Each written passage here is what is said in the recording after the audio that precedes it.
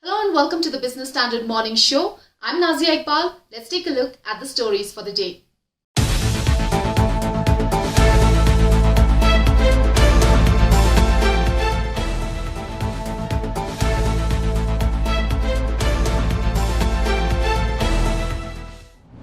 We often hear of a growing trend in India Inc. that could bode well for shareholders going forward, but presents a set of unique challenges for companies involved. Yes, we're talking about shareholder activism, many instances of which we have seen lately at several top companies. Let's delve deeper into the matter.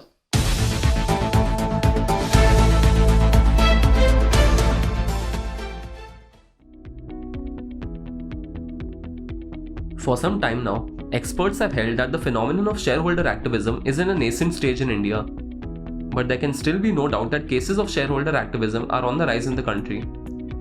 Meanwhile, proxy advisory firms continue to raise red flags when they feel that something is amiss. This year itself, there have been a number of instances where shareholders have challenged promoters and management. Let's examine how this rising tide has impacted India Inc. Towards the end of September this year, Pune-based Kinetic Engineering Limited's shareholders rejected the company's proposal to increase Managing Director Ajinkya A. Firodia's remuneration. Earlier in September, Ekta Kapoor and Shobha Kapoor, who are part of Balaji Telefilms promoter group, faced shareholder iron and failed to obtain the necessary votes on resolutions proposing pay increase for them. In August of 2021, shareholders voted down Siddharth Lal's reappointment as Eicher Motors managing director. It was reported that the shareholders were against a proposal to hike Lal's salary by 10%. As it outpaced the revenue and profit growth clocked by the firm last year amid the COVID pandemic. Recently, Eicher Motors again sought shareholders' nod on Siddharth Lal's remuneration. In the past few months, shareholders have overwhelmingly voted against the remuneration proposals for the chairman of Balakrishna Industries Limited, Hero MotoCorp Limited, and Bajaj Auto Limited. Clearly, shareholders are not taking kindly to proposals for upping the remuneration takeaways of top executives under the current circumstances.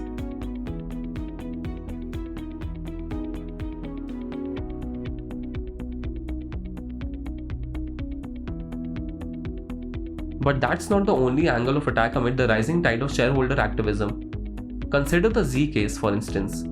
On 11 September, Invesco Developing Markets Fund and OFI Global China Fund had asked the Z Entertainment Enterprises Board to convene an EGM to induct 6 of the nominees. In the same letter, Invesco had also proposed the removal of CEO and MD Puneet Goenka and 2 other directors from the board in the EGM. The 2 other directors in question were Manish Chokhani and Ashok Kurian. Subsequently, Chokhani and Kurian resigned. Invesco recently took the matter to the NCLT. As a result, on 30th September, the NCLT directed the Z board to consider Invesco's requisition for an EGM.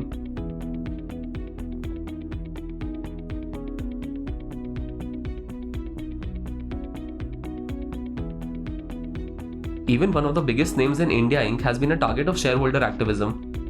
Yasser Al Rumayyan, the chairman of Saudi oil producer Aramco and the governor of that country's sovereign wealth fund, was appointed an independent director on the board of Reliance Industries on 19 July. The appointment has now come up for the shareholder vote and the voting process will end on 19th October. Based on the recommendations of proxy advisory company Glass Lewis, the California State Teachers Retirement System has decided to vote against Al Rumayyan's appointment. According to the proxy advisory firm, since Al Rumayyan has a key role in the operations of Saudi Arabia's Public Investment Fund and Aramco, he does not qualify to be an independent director. PIF has already invested Rs 9,555 crores in Reliance Retail and Rs 11,367 crores in RIL's Jio platforms. Meanwhile, Aramco and RIL have been in talks for another equity deal that involves 20% of Reliance's oil-to-chemical business. Meanwhile, the Florida State Board of Administration is also against the appointment.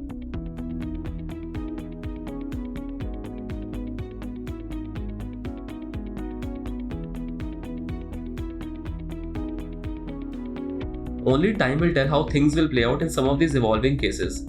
However, whatever the end result, one clear fact emerges when you consider all the cases we have spoken about today. Clearly, if India Inc. wants to keep itself free from such tussles, it needs to prepare itself for a more transparent future with higher corporate governance standards.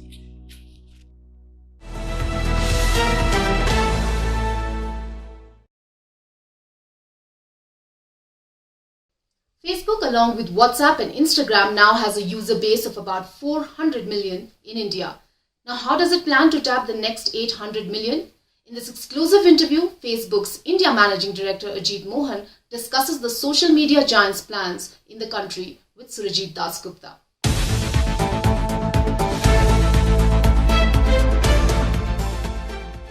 Hi, Ajit. Welcome to the show. Essentially, you have reached now around about 400 million plus subscribers, customers all across the country, which is nearly around about 1/3 of the Indian population.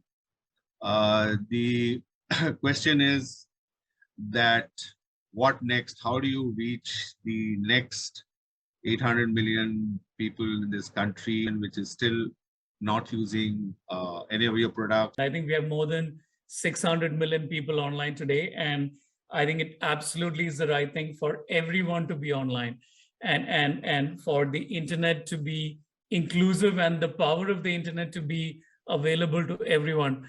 I think the reality is a lot of that hard work is done by the telecom operators. I think the big transformation that's happened in India in the last 4 or 5 years has happened on the back of big innovation in access to affordable broadband, led by Jio and the work that Airtel and Vodafone did that followed. When people come online, and the reality is Facebook and WhatsApp invariably represent the first use cases. So it becomes the hook for people to actually use data.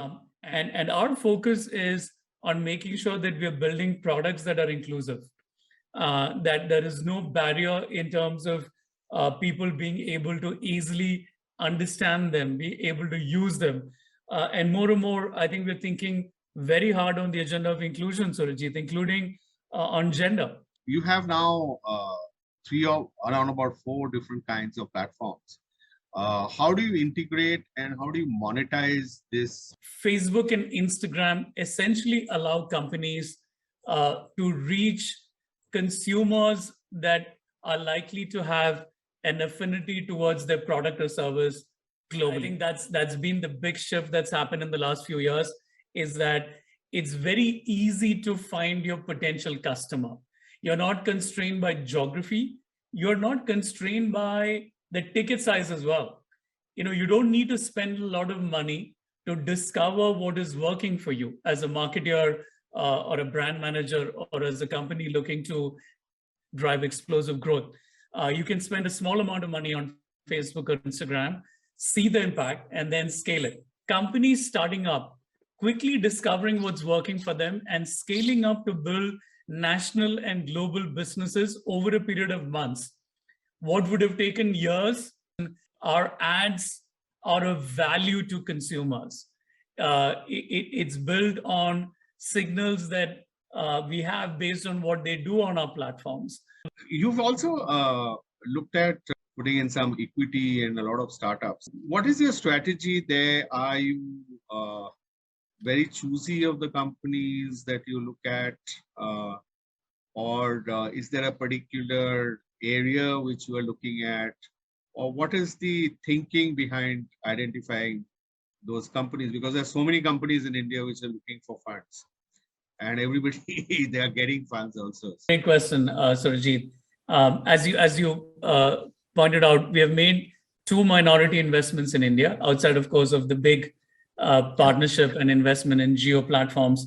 One is Meesho, and the other is Unacademy. And if you've looked at the trajectory of the 2 companies over the last 2 and a year and a half, we're absolutely proud of these 2 companies and the impact that they're having on the ground. And we feel tremendously privileged and proud that we had the opportunity to come in as an investor early in their journeys. We continue to be open to making minority investments, Surajit. As you mentioned, there's a lot of capital, and rightly so, because there is so much energy around the experimentation and the innovation in the entrepreneurial world at the moment. It's not a surprise that capital from around the world is betting that not only that companies in India will be successful addressing the Indian market, but that there are companies who have the potential to go global. We have been looking at India and carrying huge belief in India for the long term for quite a while. And that belief carries into everything we're doing. I think the products that we are building, the programs that we have developed for India, but it also includes the minority investments we're willing to make. So my guess would be that there would be more announcements. We continue to be open. And we're really looking for founders that we are excited by, companies where we believe there is true innovation at the heart of those companies and business models that can go global. But we're not focused on any one sector. How is your payment business going? Because you have been obviously taking time and putting it together, and it's been a slow process at the initial stage because obviously you have to get everything right. So when is that big push coming in? And secondly, also, are you going to look at collaborating with other companies, etc., to provide basically different kinds of financial products? I think it's fair to say that we, on payments on WhatsApp, we are in the bucket of slow and steady. I think we are taking our time, as is very obvious, I think. And the reason we are doing that, Surajit, is one, we want to make sure that we get the experience right. What's made WhatsApp to be probably the app that has the deepest engagement with Indians and the kind of popularity that we have seen for the app around the world is that the experience is really easy, right, to use. It's intuitive, it's easy, it's solid. I think there's a promise of safety and privacy that people have embraced. And we want to make sure that we bring in that same ethos into payments on WhatsApp as well. Fundamentally, we want that experience to be as intuitive as sending a message. How's your relationship and the things we were supposed to which you had announced with Reliance, where the integration of WhatsApp, the JioMart, and various other things which you were looking at? How is it that panning out now? We have a great partnership. I think for all of the reasons why that partnership and that investment happened, which was, I think there was alignment in values. There was alignment in the idea that the power of the internet can be extended to everyone in India and can benefit every business in India. And with a particular focus, if you remember, on the first partnership that we announced between JioMart and WhatsApp, was focused on the smaller businesses, the Kirana stores around the country. And that work is going on in full swing, Surajit. I think we will have exciting things to share with you and others over the next few months. Great. Mr. Mohan, thanks a lot for giving us time. Thank you, Surajit. Thank you.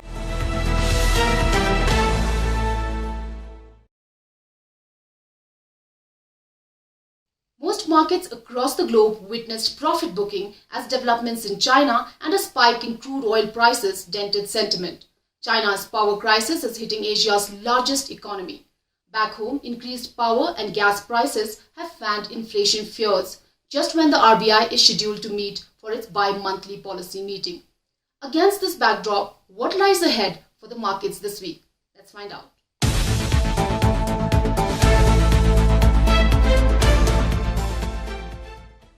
A host of global and domestic triggers are set to dominate market trends this week.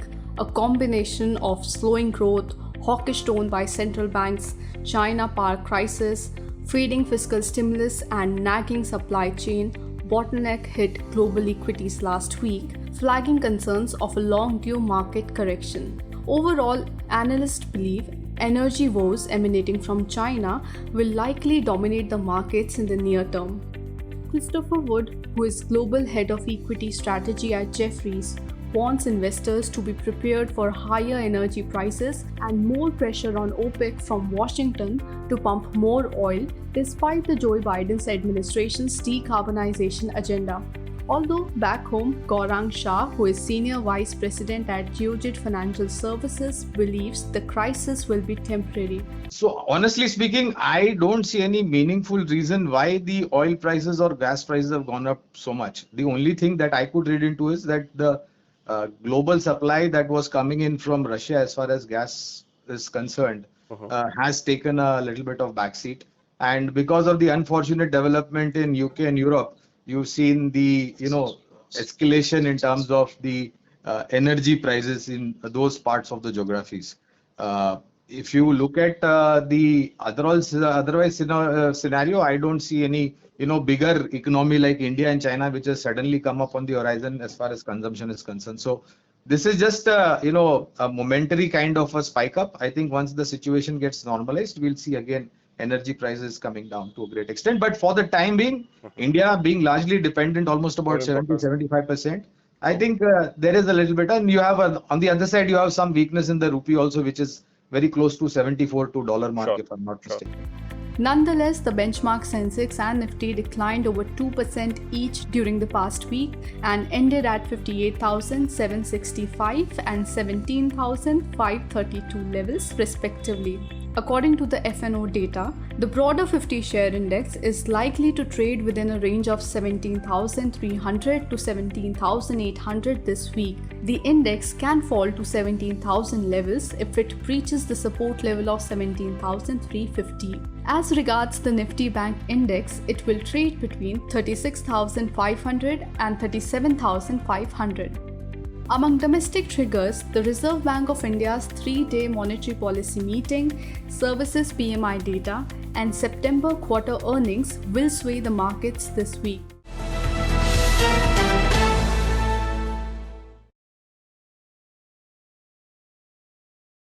If you're a market investor, it's unlikely that you wouldn't have heard of Warren Buffett, the 9th richest man in the world who has made a fortune by investing in stock markets. And Buffett understands that stock picking is not everyone's cup of tea. In fact, according to him, most average long-term investors would benefit from a much simpler strategy, investing in low-cost index funds or exchange-traded funds. So, what are ETFs and how could you invest in them? Here's a primer for you.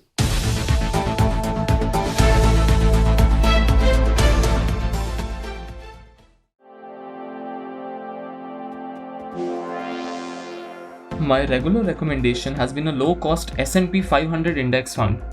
I just think that the best thing to do is buy 90% in S&P 500 index fund, said Warren Buffett in his 2016 Berkshire Hathaway annual shareholder letter. So let's understand what exactly are ETFs and how you can invest in them. An ETF is a basket of securities that trades on an exchange, just like a stock. So the price of an ETF fluctuates throughout the trading day as the shares are bought and sold on the market. In terms of ownership style, it runs parallel to a mutual fund, meaning you can own a percentage of a given portfolio put together by a professional manager. ETFs are an appealing option for investors with limited expertise in the stock market. Based on their management styles, ETFs can be actively or passively managed. Actively managed ETFs are operated by a portfolio manager who is more involved in buying and selling shares of companies and changing the holdings within the fund. Passively managed ETFs perform according to the popular market benchmarks, like the Sensex, Nifty, etc. It's no surprise then that the actively managed ETFs will have a higher expense ratio than passively managed ones.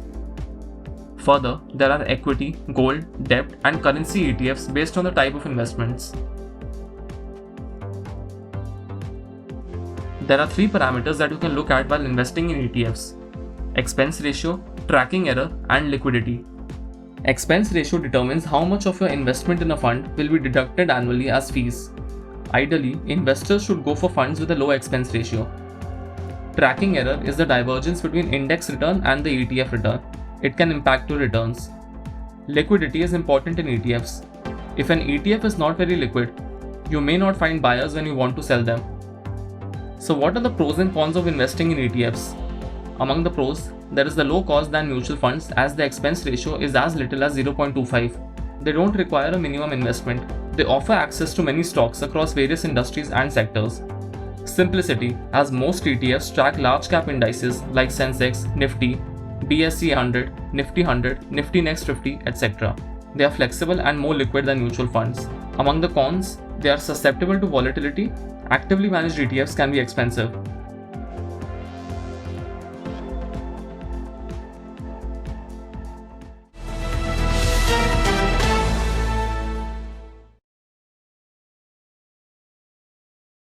That's all we have for you today. We will be back tomorrow with more news and analysis in our next episode. Stay tuned. Thank you for watching.